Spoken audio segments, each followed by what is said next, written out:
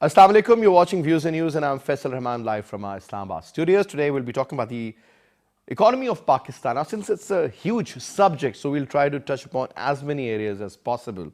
If you remember, Prime Minister has given certain proposals to the textile sector yesterday. Whenever we talk about exports, unfortunately for the last couple of years, we've been missing our targets regarding the exports. And whenever you talk about exports, obviously you need to have a certain amount exported so that the import, if it's there, so that when you talk about the difference between the two, that is the deficit, that needs to be reduced. Your imports, at least 6 months of import should be there as far as your forex reserve is concerned. So these are a couple of very interesting dynamics you need to understand. And then we talk about the collection of tax. Now that is the money available for the government to spend on various projects, whether they are the development projects or they are the debt servicing or otherwise. So in that particular case, you need to again consider that we are always short. Then we have to borrow money from various financial institutions or even from the State Bank of Pakistan. That's the internal borrowing as well as the external. That has significantly gone up. Then you talk about the government expenditure. That needs to be reduced. You talk about tax to GDP ratio. That needs to grow and get into double figures. And at least it should be around 14 to 16% considering a country like Pakistan. I'm talking about the minimum. And then you need to talk about also that factor, that is the tax base, that how many people are actually paying taxes. Is it only the people who are working, or whether they're in the private sector or the public sector? What about the huge number of people who are related to the agriculture sector or services sector for that matter? And what is the level of transparency in that regard? Then we talk about the gray area of economy. Unfortunately, that is as big as your real economy, and that is around 285 billion US dollars. There was this report in a very known magazine, Economist. It says that the Pakistani GDP growth, according to them, it is 5.3%, ahead of 4% growth of Israel. Now, one has to understand that 5% growth of Pakistan as compared to another country with a much larger GDP, even if that is 1%, so that is a different equation to see. And then when you talk about the Muslim countries, they have considered Pakistan as one of the best in terms of GDP growth. Primarily, it seems that because of the oil prices, most of these oil producing countries, since the prices of the oil, they have gone down. So obviously, as far as their exports are concerned, they are in problem. They are in trouble. Then you talk about the Indian GDP, that's around 7.5%, Vietnam 6.6, China 6.4. For the first time, they have gone down so much in the last almost 50 years. Otherwise, they were always hovering around 11%, 12% throughout, whether it's recession in USA or not. Then the Prime Minister has also taken certain initiatives. One was regarding the trade enhancement initiative. We'll be talking about that in detail, that certain areas were neglected in the past, what needs to be done. And then whenever they're geared up, unfortunately, the problem of energy comes in. And then not only about the availability of electricity, I'm talking about the certain price per unit. Now, that is really important when you talk about doing the cost of doing business. That seems to be pretty high in Pakistan. And unfortunately, we're losing our market share in various sectors. Saudi Arabia, you talk about Sri Lanka, you talk about Bangladesh, you talk about Turkey, you talk about Cambodia, and even so many other countries, they are taking that market share, even India for that matter. So a lot needs to be done, as it is believed that whenever you lose a customer or a client for that matter, you need to spend almost 8 times more money in order to retain him back. So we are already losing. We couldn't capitalize even when we were given that GSP plus status. Why was that so? So there are a couple of very interesting areas to look at. Then you look at the overall agriculture sector, and when you look at the budget, there was this negative growth in the agriculture sector. You talk about large-scale manufacturing, we've hardly seen any significant jump in that side also. When you talk about, for that matter, the services sector, that has really shown a very significant growth, but is that the only area we need to focus? When you talk about remittances, we are very lucky. We're getting a lot of remittances. They have actually surpassed the level of 15 billion. So that gives a lot of support to the overall economy. But is that enough? When you talk about export, that is where the real name of the game is. You talk about the GDP growth, you need to do so much on so many fronts. And law and order is one huge area to look into. You talk about foreign investment, whether it's the FDI or other formats. Is it coming in the right areas? Like, not in the stock market, though the example yesterday was given that when the Prime Minister took charge almost 3 years ago, the stock market was at 19,000 level. Right now, it is around 49,000, almost doubled, 2.5 times, let's put it this way. Why only stock market? Why not our GDP? It should have been around $600 billion by now. So is that the right parameter to judge the economy of a country? So there are multiple factors. What about the rating agencies? I mean, that's a different ballgame altogether if you go into the details. Then you talk about the flight of capital. A lot of people have moved their businesses. I'm talking about textile for that matter, either to Malaysia or to Sri Lanka or Bangladesh for that matter. What about those people, we talk about brain drain, who really want to work here, really want to contribute? Unfortunately, they live in Pakistan. We can't even convince those who are working abroad to come back and we'll give you some sort of an initiative. That is where the red tape of the bureaucracy comes in, and that is where the problem is. We always have heard about that one window operation, that, you know, come in, we'll sort your issues out. This is the window of opportunity, and you will not be fooled around anymore. But unfortunately, people come, they get disgusted, and they go back. This is another reality one has to look into. But at the end of the day, Pakistan is our country, and at the end of the day, again, it's all about the economy. Why everybody supports India on certain issues where they are totally wrong, because India is a market for them. It's all about money. It's all about the dollar. It's all about the bills. It's all about the strength of your economy. It's about your purchasing power. It's about so many other indexes. We'll be talking about that in detail. We have with us in our studio to talk about that. On my right is Dr. Abid Hassan Saab, known economist. He's no introduction, sir. Thank you very much for being a part of our show. We also have with us Professor Zamir Awan Saab. He's an expert on CPEC. As we always say, that CPEC is going to be the game changer. So we'll ask him what exactly CPEC is going to do. Sir, thank you very much. Okay. And we'll be also talking to Mr. Ismail Saab in our program, and we'll also take his point of view. Since we talk about investment, or when we talk about privatization, there's a lot going on that front as well. So first of all, looking at the statement issued by The Economist, it's a known magazine. It has a lot of credibility. It says 5.3% ahead of 4% growth of Israel, and one of the best performing, I would say, country in terms of the GDP growth in the Muslim world. Obviously, was I right when I said that most Muslim countries were dependent on the oil production, and since the prices they've gone down, it has supported us because we were the importers, they were the exporters. So is that the reason, sir, primary reason? Probably. I mean, although once again, I'm not sure where Economist got its numbers of 5.3. I think it was 4.4. I guess. Yeah, is it 4.4? Yeah. I mean, according to the documents of Pakistan, sir, I'm talking about the budget book. Yeah, well, budget is just an estimate. I think most institutions, let's say the World Bank, Asian Bank, IMF, and independent economists in Pakistan, that anywhere from 4 to 4.5 is the best estimate, right? So which is okay. I mean, it's inched up from 3%. It was 2% in the previous government. 2.2, I remember. It's gone up, inching up. So it's good. I mean, I think in the last 3 years, I mean, there's been a turnaround. I mean, our reserves have gone up, inflation has come down, our energy shortages have reduced. So that's the case of glass half full, right?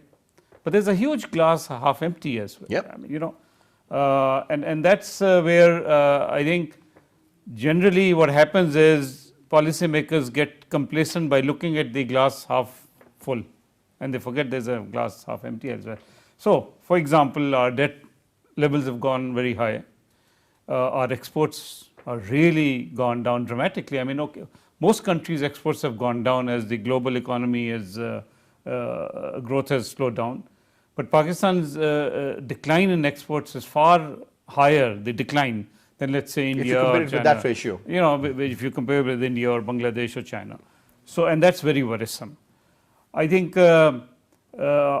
we've done, I would say, reasonably okay on tax side. Our tax to GDP has gone up by 1 percentage point, but there is total absence of tax reform. So whether you can sustain, and I'll come to this point, I mean, this whole package that's been given by the Prime Minister and the tax aspects, all that, I mean, very worrisome, and you pointed out the doing business indicator.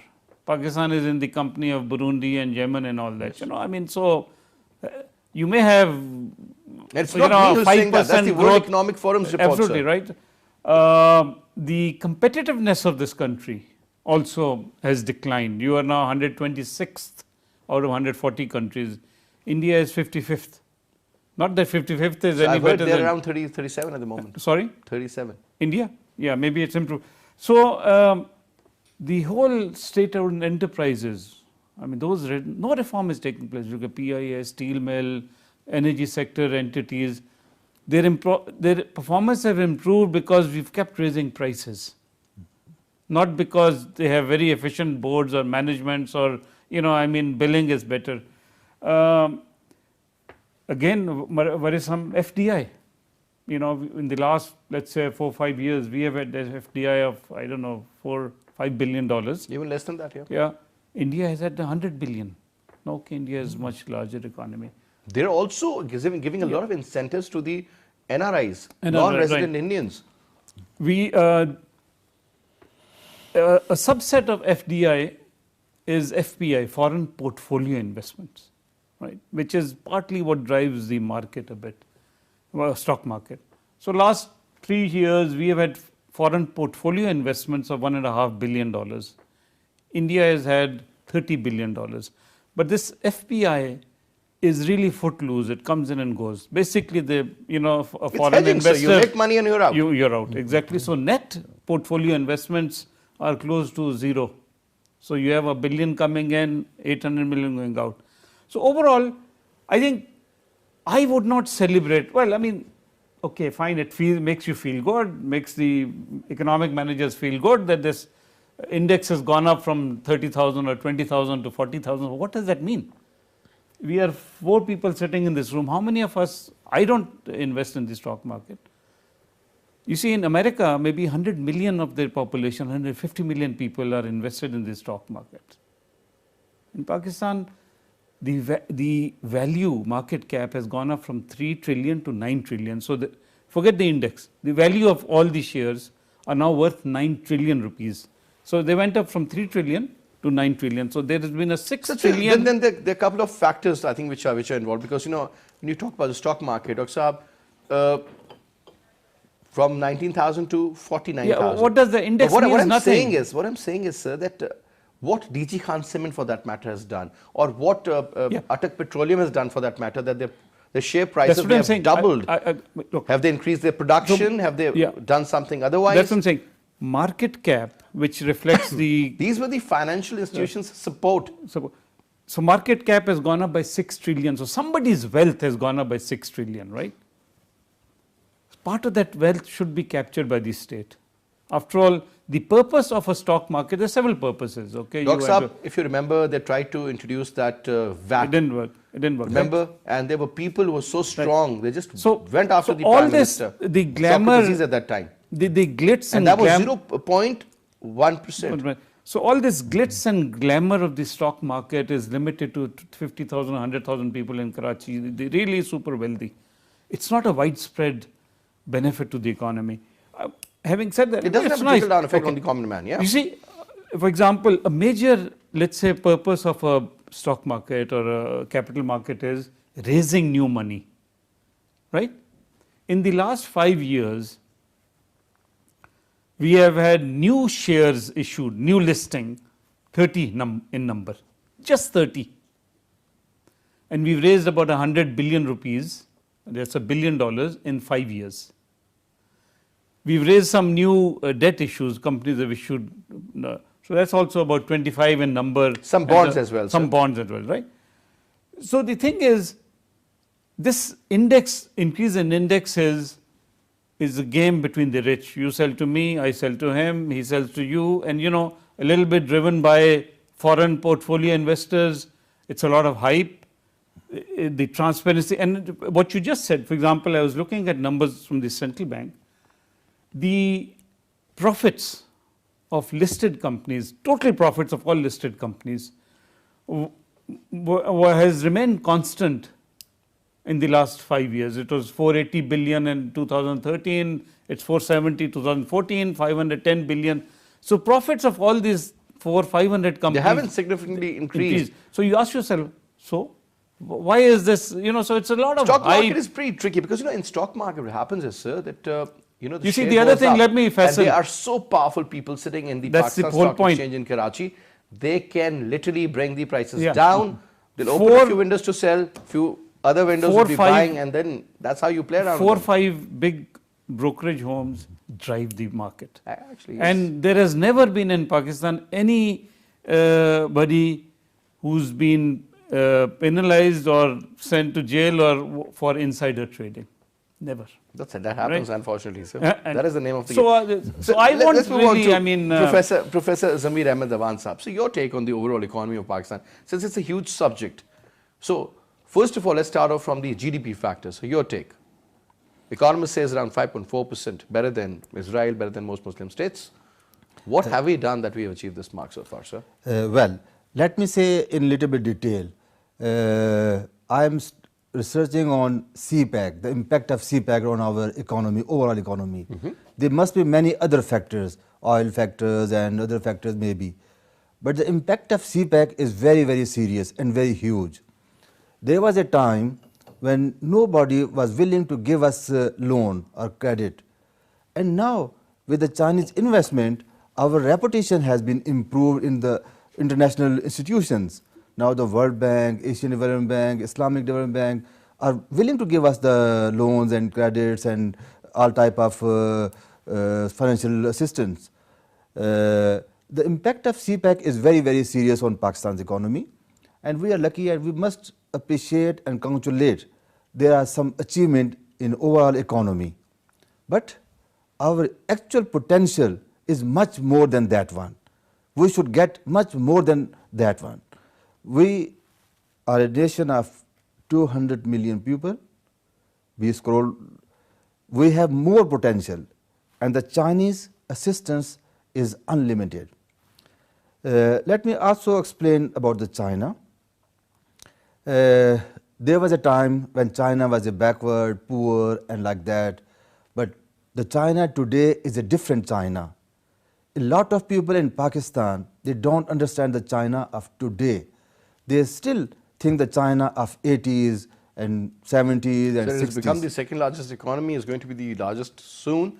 So that means China is nowhere, because when I went to China in 2011, Yes. I was thinking of the same old China, people on bicycles, but I was shocked Yes. to see. It is Literally, it's a shock and a second half. largest economy, emerging power, and the best thing that the China is willing to help Pakistan. The Chinese leadership and the Chinese people, they love Pakistan. They are very sincere with Pakistan. It is up to us how we perceive it, how we negotiate with them. It is our duty to increase our capability and communicate with the Chinese, negotiate in best interest of the nation, best interest of the country. This is our responsibility. But this is really huge opportunity for us. All right. So if you allow me, sir, we've been joined in by Miftah Ismail Saab, the chairman of BOI. Assalamu alaikum, Miftah Saab. Walaikum assalam.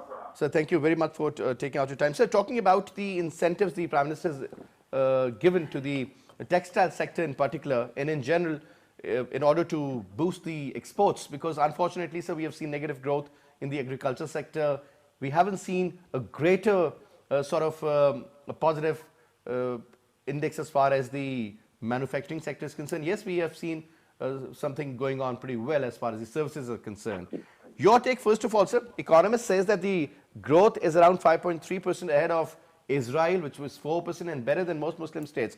First of all, let's start off from there, sir. The statement issued by the magazine Economist about our GDP. Well, now, we have actually planned for 5.5% increase in growth this year. Initially, there was a lot of skepticism, including from our own, critics in Pakistan, economists and political parties. But now I think there's a broad-based consensus that the growth will be more than 5, and I think the Economist magazine is talking about 5.3% growth.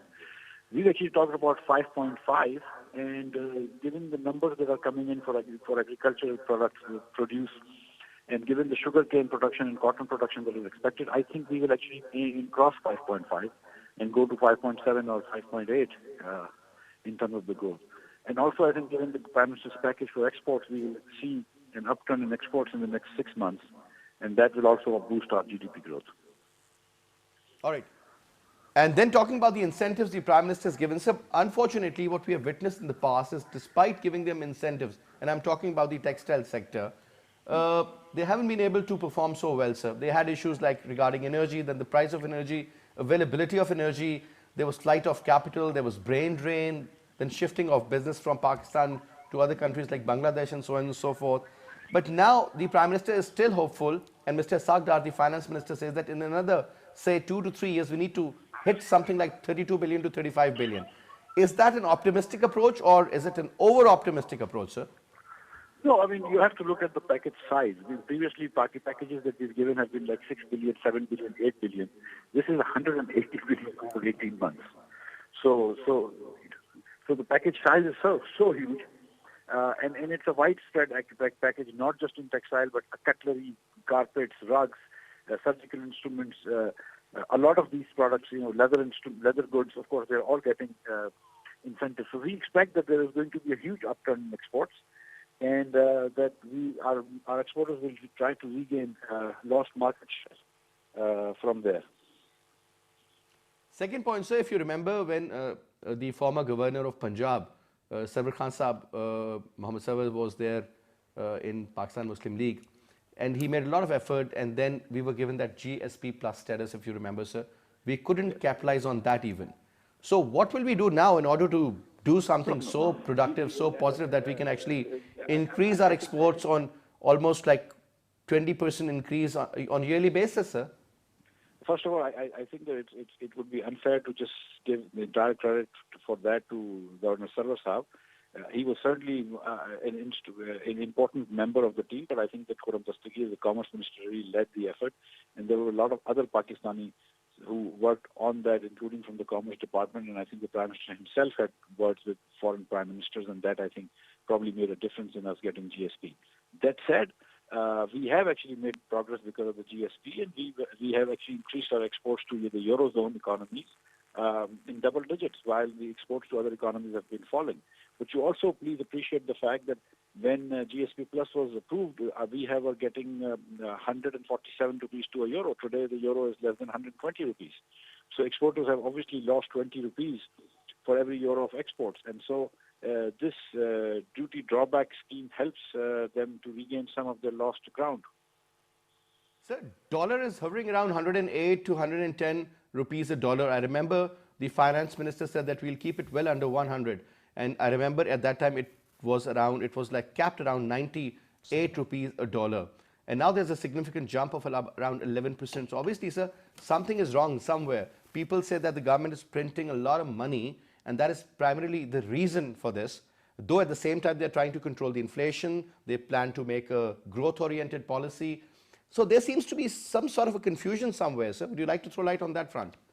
Why is dollar not being stable? Pakistan is 3.72%. So we've actually kept inflation under 4% in the last 2.5 years. I think that there is to be credit given for that. As far as the interbank rates are concerned, that's 104 and something, 104.6 or something in the rupee. And it's been reasonably stable, where every other currency in the region and every other currency in our competing markets has lost value to the US dollar. Pakistani currency, it's essentially held its own against the US dollar, and we appreciate it against the Indian rupee, against the Bangladesh taka, against the Vietnamese dong, against the Chinese yuan, against the Turkish lira. I mean, every currency you name it, pound sterling, euros, we've actually gained strength. So I think rupee has been very strengthened over the last few years.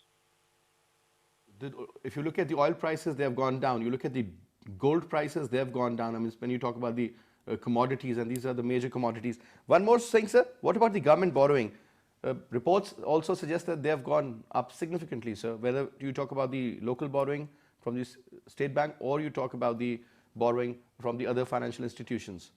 What I will submit to you is that when we came to government, when the Prime Minister of Pakistan, Nawaz Sharif, was elected to power, the total debt to GDP was about 64.5%. It is still the same today, a little less than that. It's not increased. So to say that our total borrowing has increased in relation to our GDP is not true. Yes, in nominal terms it has gone up, but in terms of its percentage of GDP, our total borrowing remains the same. And we have been able to bring the budget deficit from 8.8% or 8.2% in the first year that we were here, down to this year, inshallah, we are going to be less than 4% or around 4%. I think that's a remarkable achievement to reduce the budget deficit from 8.2% to 4% in the space of 3 years, while at the same time growing the economy by more than 4% in the first year, 4.74% last year, and inshallah, 5.3, between 5.3 and 5.8% next year. So that means that when you're talking about the budget deficit, that you're also looking at the collection is going to go up and the expenditure at the same time is going to go down. Is that what you mean, sir? You need. I mean, look, we've increased our budgetary resources. We've increased our revenue, FPR revenue, by 60% over the last 3 years. In a country which has low inflation and historically very little tax collection efficiency, elasticity, we've increased our budget collections by revenue collection by 60%. I think that's a remarkable number. In terms of expenditures, of course, we can't cut all that expenditures. We need to spend money. When we came, we were giving 1,200 billion rupees to the provinces. Now we are giving 1,900 billion rupees to the provinces.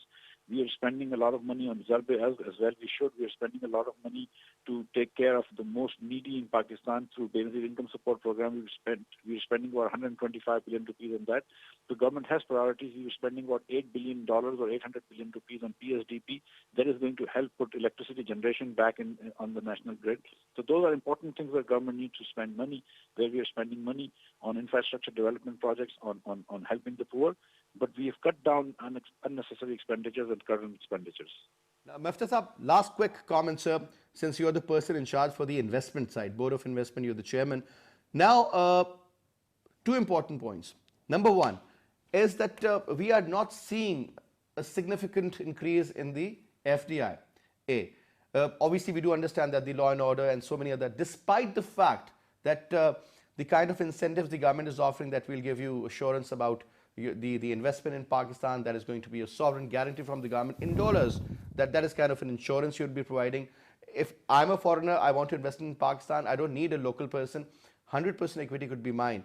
And then you're telling that you can have a profit ratio, your rate of return, that's around 30-35%. You talk about Coca-Cola, Pepsi or otherwise. Despite those incentives, why are we not able to fetch the kind of investment we could have, sir? Because capital is very shy, and we have done things in the past which have driven capital away. And also at the same time, it's to attract foreign investment is very difficult when you have a perception of a law and order issue, when you have perception of other issues. But we have changed the Prime Minister has changed the game really in terms of the law and order in Pakistan. We are now a very secure economy. We are a secure country. We've stabilized our economy. We're growing. And you will see now, in fact, you are seeing investment coming into Pakistan. We've actually in this last year, in the last few months, we've actually had a Dutch company spend $500 million in a dairy product company in Pakistan. We've had a Turkish company invest $250 million in an air conditioning company in Pakistan. We've had actually a Korean car company wanting to invest and is coming to Pakistan to build cars in Pakistan. We've had a French car company, first time in our history, coming into Pakistan. So you are seeing those things, but obviously it takes more than a day to set up industries, more than a year to set up industries. But you will see that in a year or two when a lot of investments will come. When all the international agencies give you a higher rating. Also promised $500 million to invest in Pakistan. So last comment, Mufti Saab. Since you talk, obviously, it's not easy to bring in people. You need to have that conducive environment. But whenever you look at the reports coming from the World Economic Forum, for that matter, they're not that encouraging when it comes to it. When you talk about governance, there are issues. You talk about transparency, yes, sir, there are issues. These are all realities, unfortunately. There are people who are ready. They want to bring money to Pakistan, but unfortunately, they're not. There's a trust deficit, sir. So what exactly is your department doing in that regard, sir? And plus, one more point, the stock market. What went so great in Pakistan during the last 3 years that the stock market from 19,000 points has jumped to 49,000 points, sir? I mean, something must have happened positively, right? When people are actually putting real money in it, and when people are putting their own money in it and buying stocks of Pakistani companies at a higher value than they used to. When the stock market goes from 19,000 to 49,000, this is not some some magic. This is hard work by the government of Pakistan. This is stability in the economy. This is people looking at the future outlook of this economy. This is a really good country with a lot of resources. We've not been able to marshal our resources well and utilize these resources well. This is the first time that our government is doing it in the last 3 years. And you will see that 49,000, the market will not stay. There's still a lot of room for the market to grow, and not just the stock market to grow. The valuation of land in Pakistan has gone up. The valuation of factories in Pakistan has gone up. And Pakistan is now at the verge of taking off. And you will see for the next 10, 20 years, Pakistan will be growing, inshallah, in double digits, and we will make serious dents in poverty and bring a lot of employment to our young people. Thank you very much. Okay, I've been following the stock market since 2000. And at that time, the market was around 1,100 points. So, sir, if you just take that as an indicator for that matter, just multiply that 11 by 49 times, that means that if the stock market at that time was around 110 billion, should have been 49 times more, sir, but didn't happen that way. So, do you believe that the stock market is the right indicator when it comes to economy, sir? If people are putting their money, who am I to second guess? Why should I second guess? Why should I try to become skeptical about my country's success? If the whole world is thinking that Pakistan is one of the best emerging markets in the world, Pakistan is one of the best performing markets in the world, why are the Pakistanis, making faces about this? Why are the Pakistanis not celebrating this? I don't understand this. This is a great thing for Pakistan. Good luck, sir. Thank you very much. Sir, I think that was a detailed one. I really wanted to get all the info on most of the points. But, sir, Dr. Saab, now, stock market, they believe that, well, the world has said that the Pakistani stock market is the most, I think it's one of the best operating market. And though, I mean, you can do an absolute series of shows on that as well. But let's get back to the basics. Sir, one of the points raised by Mr. Miftah was that the investor is shy. Despite whatever incentives we have offered, sir, let's not do any comparison with the Indians. It's a different ballgame altogether. Why can't we even fetch 1 billion a year? Well, it partly reflects, I think... Look, things have really improved in the post-Serbia. Law and order situation is a lot better. Look, what is the reality of how foreigners perceive Pakistan, right? If we say, and clearly, yes, things have improved. Has tourism gone up? No, right? Let's say last 5 years. By the way, how much have you invested in the tourism, sir? Majority of your embassies here, right? They're non-family stations. Yes. What does that tell you? And these are area. These are civil servants. These are not investors. So if civil servants sitting in America or Denmark or UK, if their governments are not comfortable sending their civil servants, imagine the investor. I mean, when they have choice to go to Turkey or Thailand or Vietnam, clearly things have improved, but they have not improved to an extent where firms like General Motors or, you name it, global firms are willing to come here as against going to Vietnam. So one has to, when you say, okay, let's forget India, fine, after all, India had $100 billion of foreign investment in the last 3 years. And, we had only 9 billion. So the people who invested in India, I mean, we have to figure out a way to attract them here, but so far we have not really succeeded. And it's partly, I think, law and order. The CEOs do not come to Karachi or Islamabad for that matter, and they want people to come to Dubai for the meetings. Yeah, that tells the story. Not CEO, I mean, look at the IMF. All meetings were held in Dubai. So you have to ask yourself, I mean, Miftah gets paid for what this spiel he did. The reality is people, foreign investors, foreign institutions are still kind of shy, right? And even those who lend money are shy. I mean, IMF is a lender, it's not an investor. Yeah. Even they are shy to come here. But having said that, I think we all want, as Pakistanis, that our country is seen as a great place to invest. I mean, it's seen as a place where foreigners are welcome. Are foreigners welcome in this country? I mean, you know, you ask I yourself. think the most welcome foreigner is the Chinese. Well, even there, I mean, look, The most there accepted. the most accepted. Most And even then, look, where do the Chinese go for their rest and recreation? They don't go from Lahore to Karachi or, you know, I mean, they go somewhere else for the. So point is, one has to look at the totality of the picture, how hospitable this country is to foreigners, how welcome they are. I mean, it's still very much a security state, and for right reasons. I mean, you know, we are all the time worried that any foreigner moving from Lahore to, let's say, Peshawar might get kidnapped, and it brings a bad image to the country. Advisories are issued. Yeah, right. So, having said that, I think with time, hopefully things will improve, you know, with better governance. I think the other thing is, you know, when we earlier talked about the competitiveness and doing business indicator, that's moving in the other direction. Pakistan needs to improve its cost of doing business. Pakistan needs to improve its competitiveness to be able to attract companies to come here. I mean, a person. Sir, once upon a time, we were really great. 70% of our exports were based on textile. Yeah. Now, the But thing is, interestingly, you know, look, 1 billion worth of towels, I remember, were exported. this whole- 1.2 billion worth of rice was exported. But Faisal, this whole discussion you had with Miftah about stable exchange rate, it's hurting exports.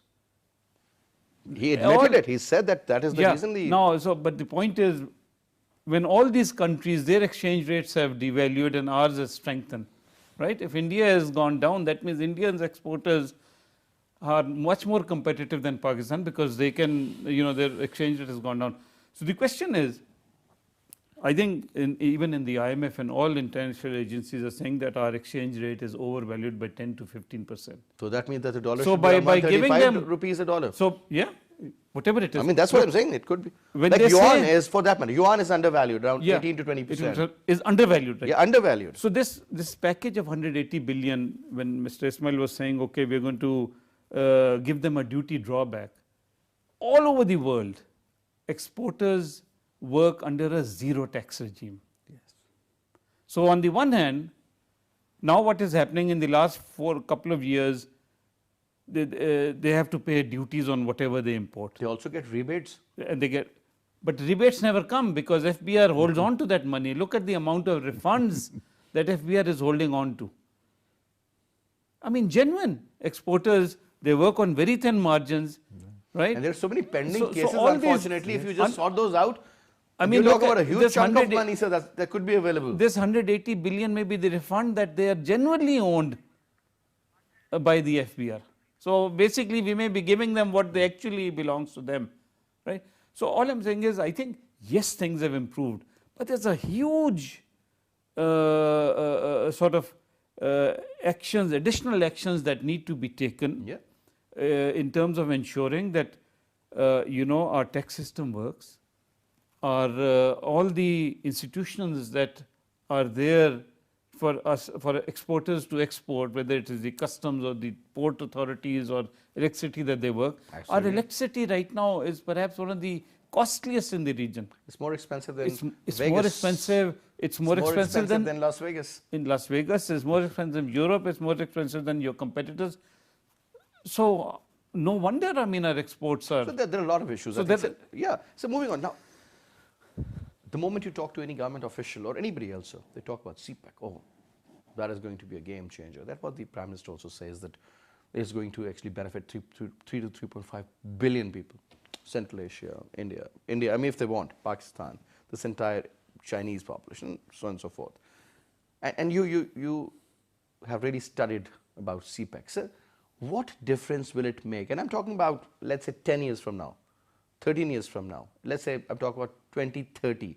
What do you see in 2030 if CPEC really takes off well the way the government wants? Well, first of all, we have to understand the CPEC in the Chinese perspective.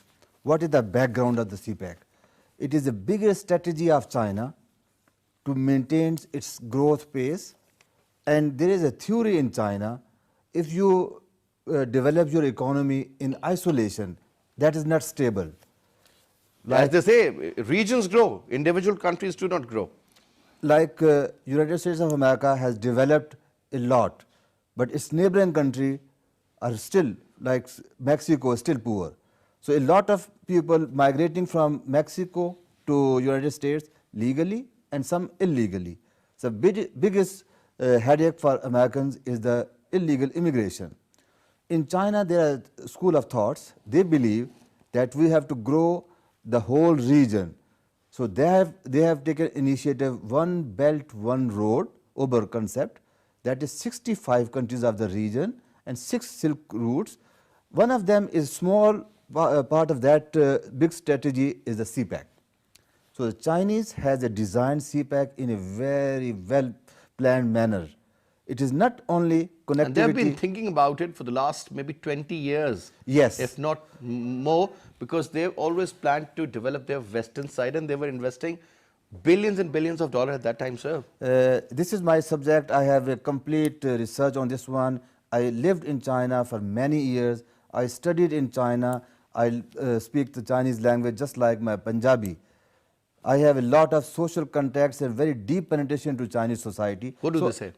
Huh? What do they say about this CPEC and everything in Yes. Pakistan? So I tell you, it is a long background of this CPEC. Since 1987, there was a first paper published in China about how to keep the growth of China.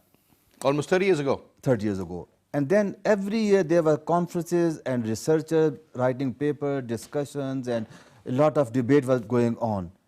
Till the new government has owned it, the Xi Jinping government in 2013, owned it, and they give the name One Belt, One Road Initiative. Okay. So now the concept is very much mature in China. Is very much mature. They have very well planned this concept. And CPEC is one small branch of that one. CPEC is just not only economic corridor, it is to help Pakistan industrialize also. In agriculture sector, they are willing to help us. So in all over sectors of the economy, they are willing to help us. And they have planned very well. First of all, they want to shift their industry to Pakistan. They notice that in Pakistan, the biggest hurdle to industrialization is power. So they have given 33 billion out of 46 billion for the power generation. So once we overcome the power gap, then the industry will move. So it will be really game changer for this region. So you believe that in 2030, let's suppose, the GDP would be somewhere around $600 billion to $650 billion? I think so. I think so. I think so. You think Pakistan has that kind of potential? Obviously, and you talk about Pakistan has this the potential. population growth, and then you talk about the 5% loss in terms of GDP every year because of the environment issue. There were hardly any rains. In Islamabad, we never felt this way, that we didn't even feel cold this time. In fact, the Chinese have proposed many other things. Once I was in a meeting in China, and they have proposed the government of Pakistan that we are a very unfortunate nation. Twice in a year, we have disaster due to related to water. In the rainy season, we have so much water, it becomes flood. And flood is disaster for Pakistan. After a couple of months... 2010, we lost about $120 billion of clean water that went into the sea. 1/3 of your country was underwater actually. And interestingly, whose fault is it that? Is it God's fault, sir? No, sir. It's our own fault. Yes. You need to make dams not only to sort of use them as a reservoir, but to also generate cheap electricity. Just after a few months, need to be sorted out. Just after a few months, we have the drought season, and there's a shortage of water. And our agriculture has been suffered, our animals are dying, and no water. Well, so let's not blame the nature for that. I think one has to look inward. We have to plan. You have to look. We have to plan ourselves. Well, one has to plan. So, but anyway, thank you very much, sir. It was a pleasure, Dr. Saab. And that's all we have for this hour. I'll see you at 8 tomorrow. Till then, you take good care of yourself. Khuda Hafiz. Thank you.